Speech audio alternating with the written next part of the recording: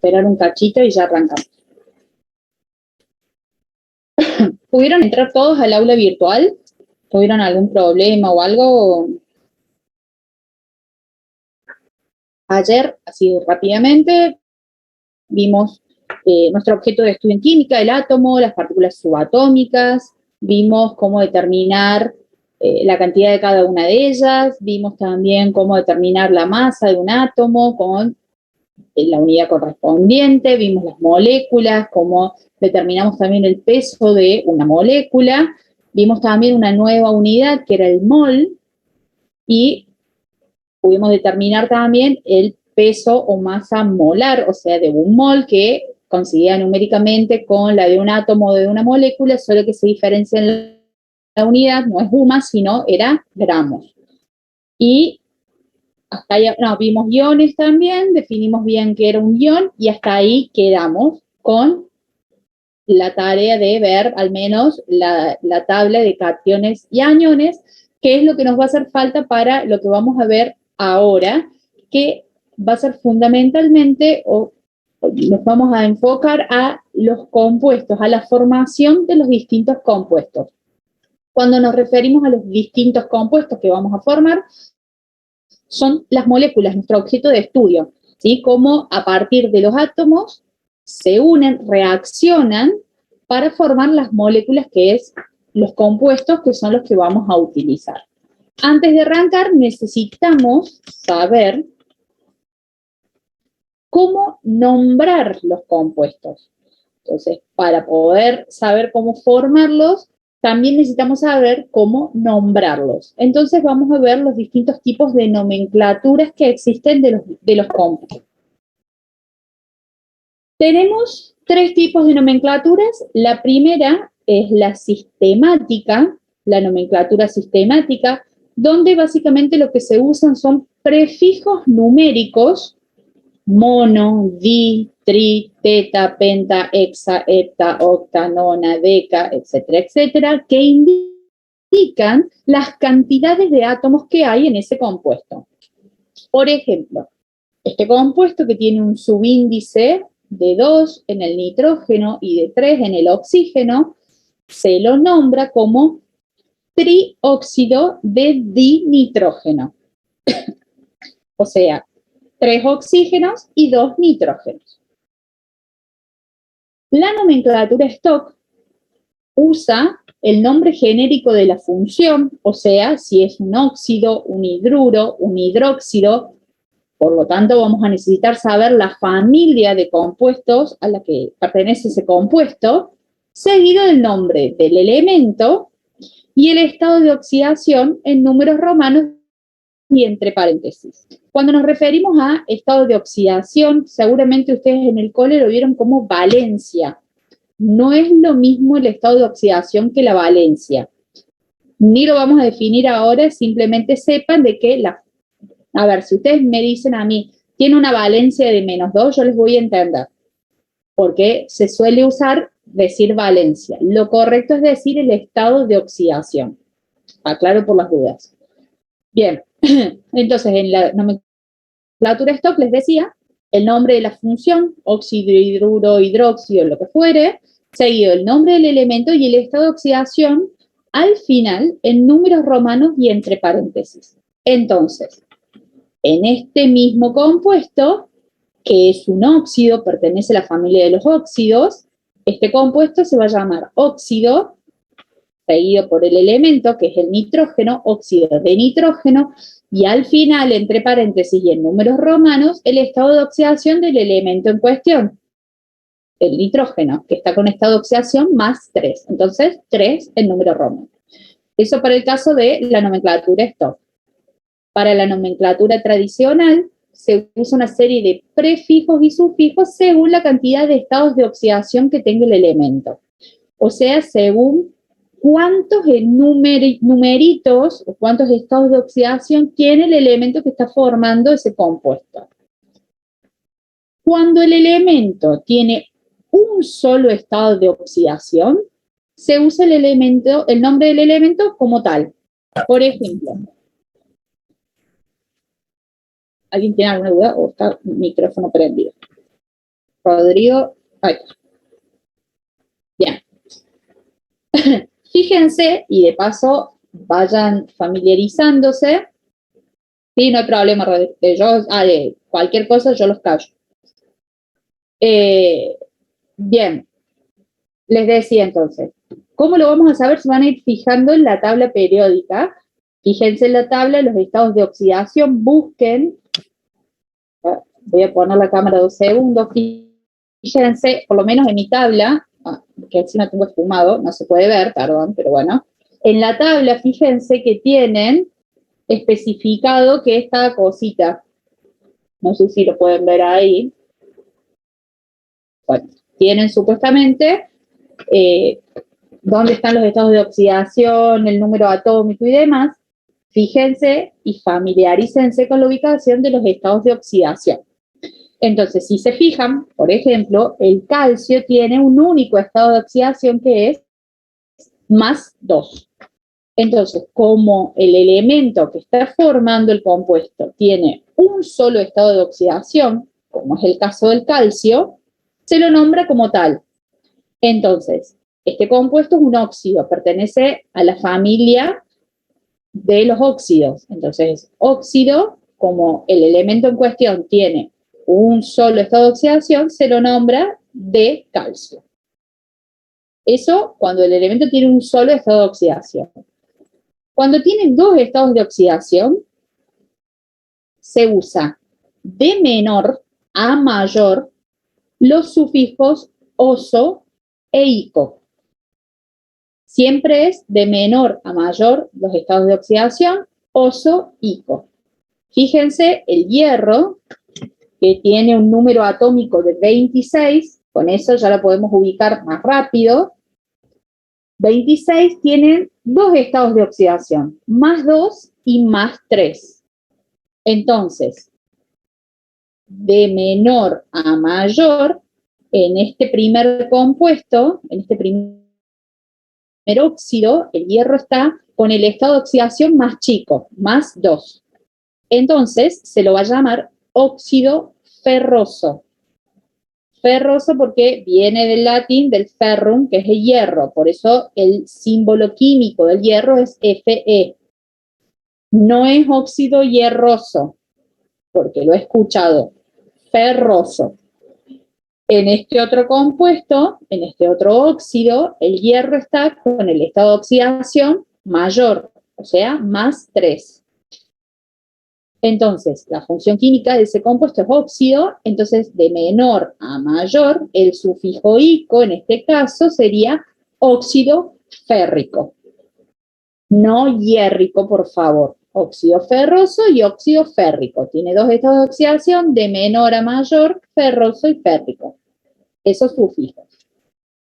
Cuando el elemento en cuestión tiene 3 estados de oxidación, siempre de menor a mayor, nombramos anhídrido en este caso porque es este tipo de familia, que es un óxido ácido, que también se le puede nombrar como anhídrido.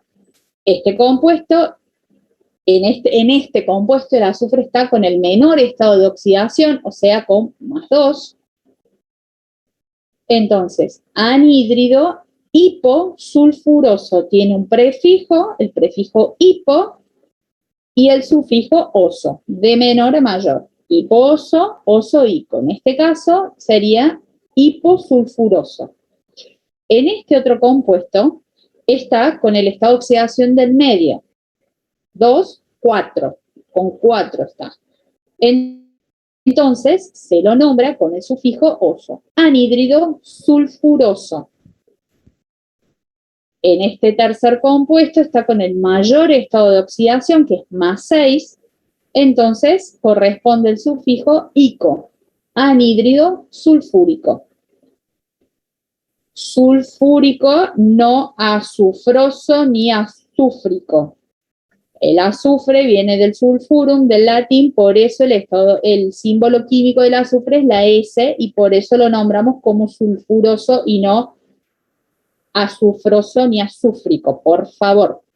Entonces, repasando, cuando tiene 3 estados de oxidación, de menor a mayor, hipooso, oso, ico. Y cuando tiene 4 estados de oxidación, distintos por supuesto, se utiliza de menor a mayor, hipooso, oso, ico, hiperico. Entonces, este compuesto, por ejemplo, del cloro, está con el menor de los estados de oxidación, que es +1, entonces se lo llama anhídrido hipocloroso, con el prefijo y el sufijo correspondiente. Hipooso, hipocloroso. En este otro compuesto, que está con el otro estado de oxidación, que sería con +3, anhídrido cloroso.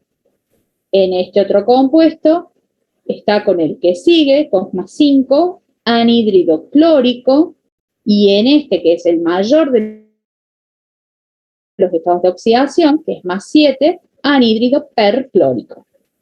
Entonces, 3 tipos de nomenclaturas: sistemática, stock y tradicional. La que vamos a usar siempre para nosotros, para dirigirnos a ustedes y ustedes hacia nosotros, es la tradicional. Sepan que existe la sistemática y la stock. Hay algunos compuestos y hay algunos ejercicios en donde está puesta la nomenclatura sistemática o la nomenclatura stock, pero la que se usa y la que vamos a pedir es la nomenclatura tradicional. Bien, entonces, sabiendo ahora cómo se nombran los compuestos, vamos a formar los compuestos.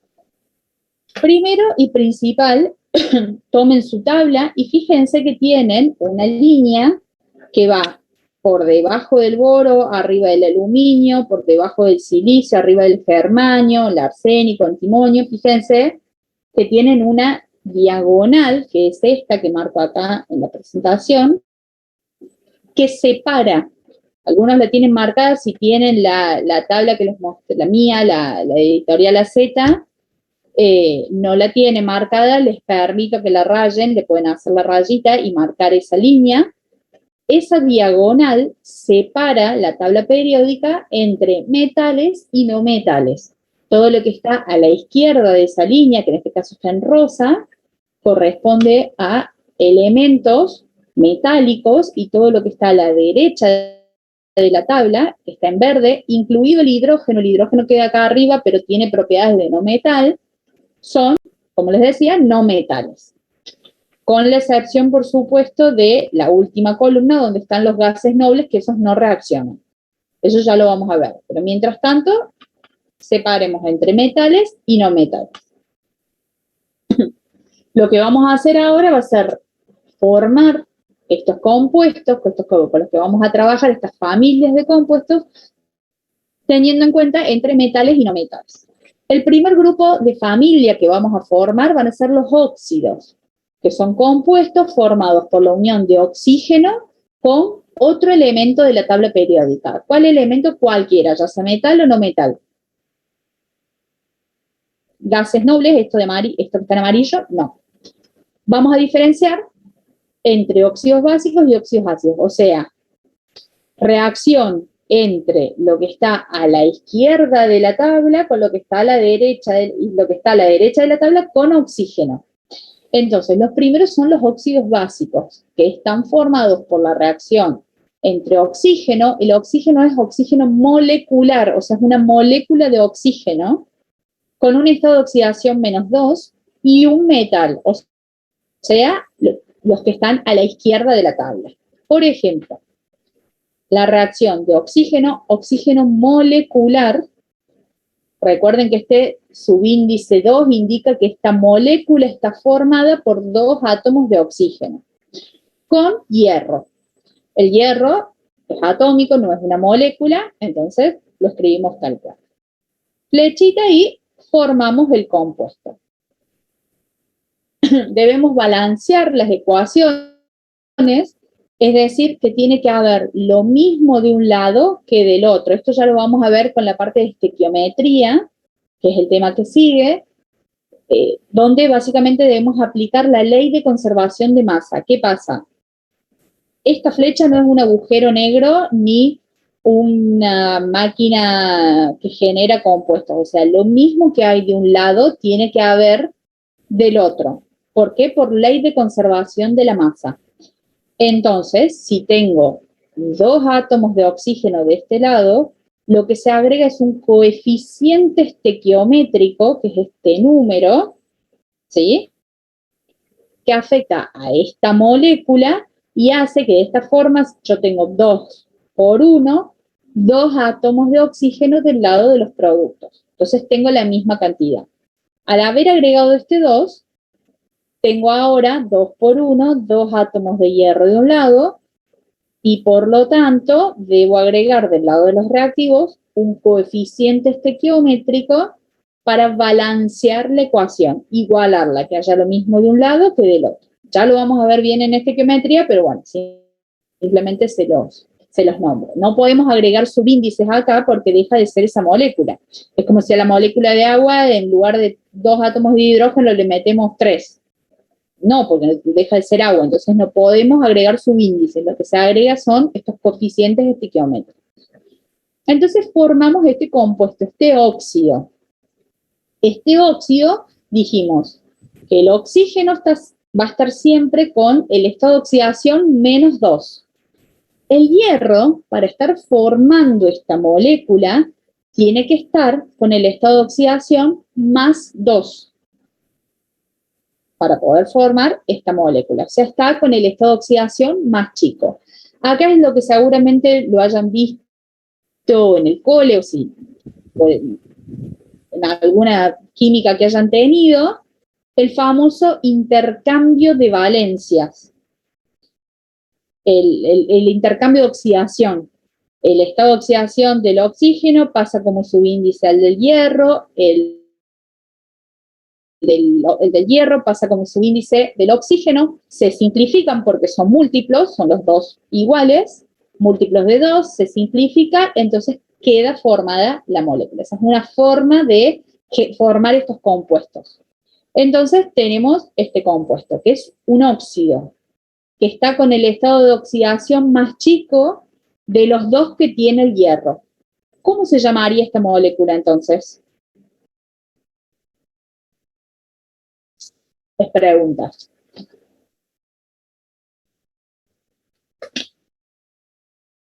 Perfecto.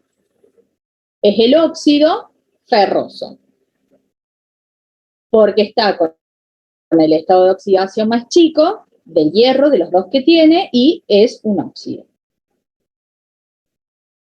Ahora bien, podemos también que el oxígeno reaccione con hierro y forme este otro compuesto.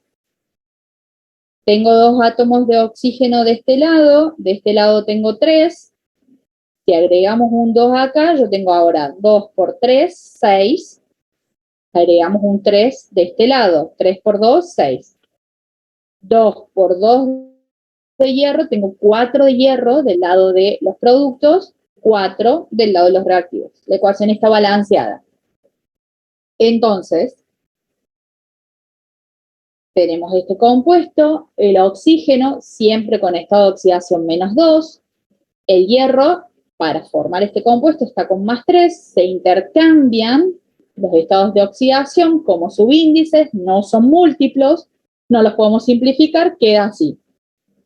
Este óxido está formado por el hierro, que está con el de sus 2 estados de oxidación, el mayor. Entonces, de los dos, de menor a mayor, era ozoico, este óxido se va a llamar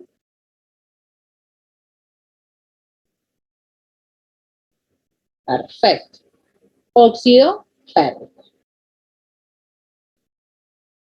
Ahora bien, formemos ahora los óxidos ácidos, que es los que se generan, son los que se generan por la combinación de nuevo de oxígeno molecular, de nuevo con el mismo estado de oxidación, -2, con un no metal, es decir, los que están a la derecha de la tabla, los verdes. Por ejemplo, entonces, oxígeno molecular siempre, ojo con eso, con cloro. En este caso, el cloro naturalmente es una molécula diatómica, o sea, está formada por 2 átomos. El cloro, el yodo, el bromo, el nitrógeno, el oxígeno, el hidrógeno son moléculas diatómicas. Entonces, oxígeno que reacciona con cloro, con un no metal, y forma este óxido. Lo que debemos hacer es balancear la ecuación. Tengo 2 átomos de oxígeno de este lado, agregamos un 2, 2 por 2, 2 átomos de oxígeno de este otro lado. 2 por 2, 4. Tengo 2 de este lado, agrego un coeficiente estequiométrico y tengo este compuesto. Dijimos que el oxígeno siempre con -2. Entonces pregunto, ¿con qué estado de oxidación va a estar el cloro en este compuesto?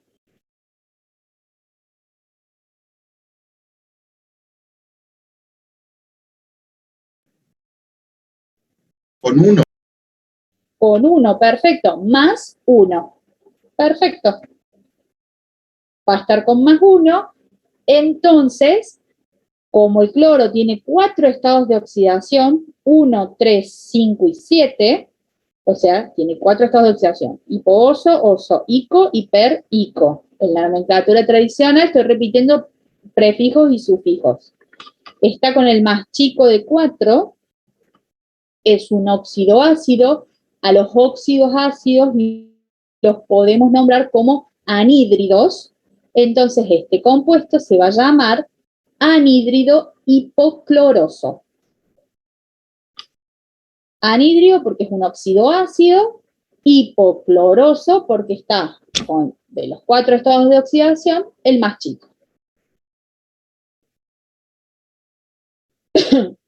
Vamos entonces ahora a formar los hidruros, otro tipo de familia de compuestos. Los hidruros se generan de la reacción de hidrógeno con otro elemento químico, o sea, cualquiera de la tabla. De nuevo vamos a separar entre no metal y metal. Entonces, los hidruros metálicos son los que se forman entre el hidrógeno molecular. Como les dije, el hidrógeno es una que naturalmente es una molécula diatómica con estado de oxidación -1 con un metal, o sea, a la izquierda de la tabla. Estos. Entonces, por ejemplo, tenemos la reacción del hidrógeno, que dijimos que es hidrógeno molecular, o sea que diatómico, con sodio. El sodio es un metal. Acá ya está, la puse ya directamente balanceada. Tenemos la reacción y formamos este compuesto, este hidruro. El sodio tiene, ¿cuántos estados de oxidación?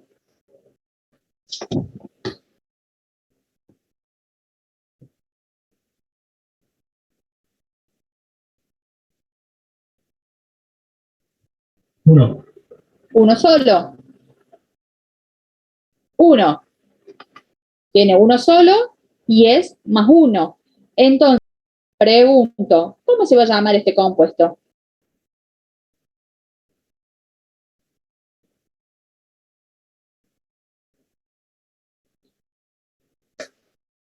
¿Cómo les parece que se puede llamar? Hidruro de sodio.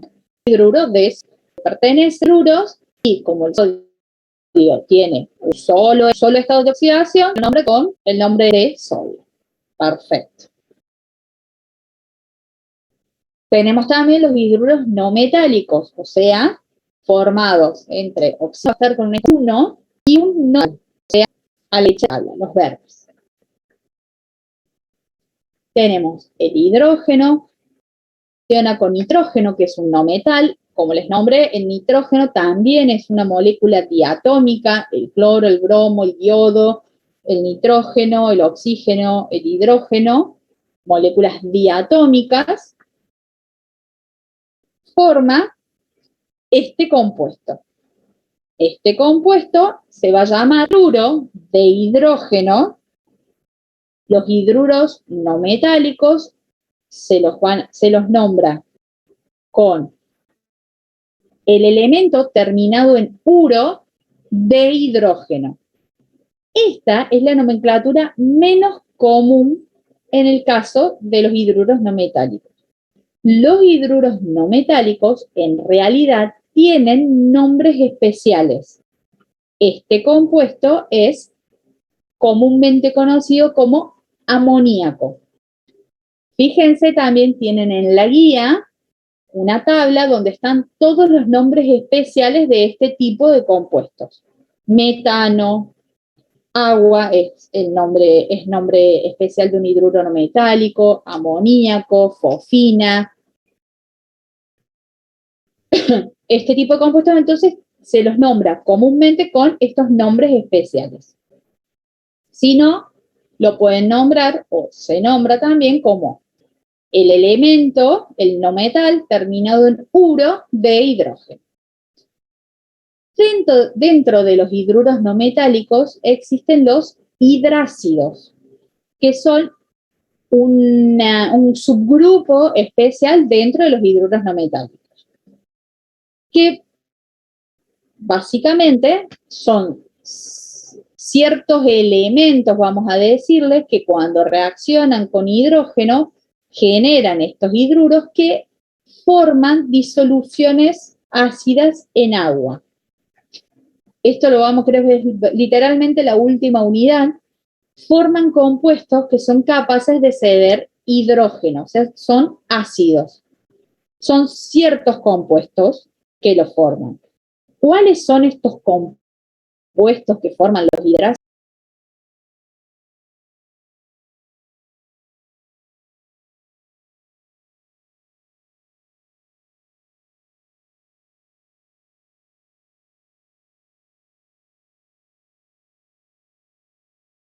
Son 7 elementos que tomen la tabla y fíjense que están con el número atómico 9, 17, 35 y 53.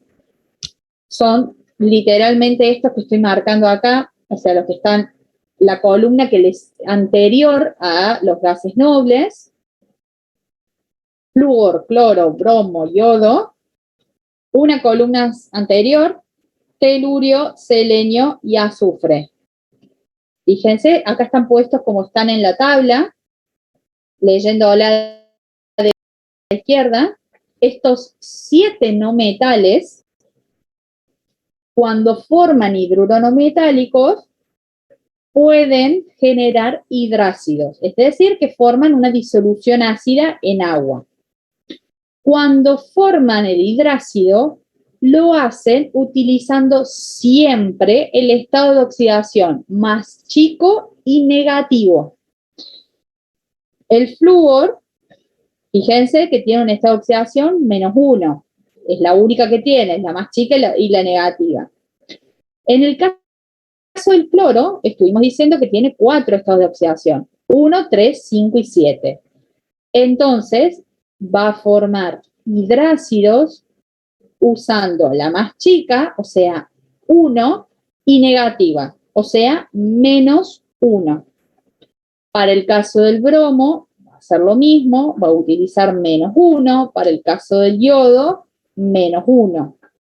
Para el caso del azufre, el selenio y el telurio, la más chica es 2 y negativa, o sea, -2.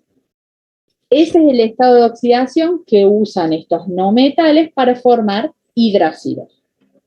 Les pueden hacer una marquita si quieren en la tabla, no me enojo, unos puntitos como para que se acuerden cuáles son los 7 no metales que forman hidrácidos.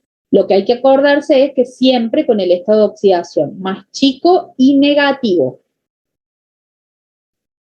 Entonces, por ejemplo, el hidrógeno molecular con bromo, que también es molecular, es una molécula diatómica, genera este hidrácido. Para nombrar el estado puro, ¿cómo nos da puro? Subíndice nos indica el estado negativo, sea disuelto. Entonces, si están puros, la nomenclatura va a ser igual hidrometal, la convención, el puro hidrógeno. Y si soluciona acuosa, se lo va a nombrar entonces, se lo va a nombrar con nombre cuando el elemento terminado en hídrico. Entonces, en este caso va a ser hídrico. Puro hidrógeno. Si es una cosa, ácido brómico. Como nos damos cuenta por este entre paréntesis que nos indica el estado. ¿Se va entendiendo hasta ahora o por las dudas? Lo tienen en el apunte. Si se fijan, creo que esta parte es la más larga de todo lo que hay de teórico del apunte. O sea que yo lo que les estoy haciendo es básicamente un resumen. Imagínense que yo soy un fibrón que les estoy marcando lo importante de este tema. Por supuesto que hay muchos más, están las excepciones, están todos los ejemplos que les estoy nombrando, pero bueno, por una cuestión de tiempo también voy poniendo como los highlights, lo importante. Bien, ¿se va entendiendo entonces? Perfecto. Seguimos entonces. Otro compuesto, otro tipo de familia que vamos a utilizar son los hidróxidos. Los hidróxidos se forman de la unión de un óxido básico con agua.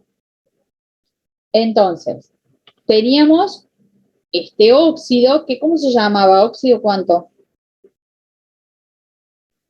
Ferroso. Ferroso, perfecto.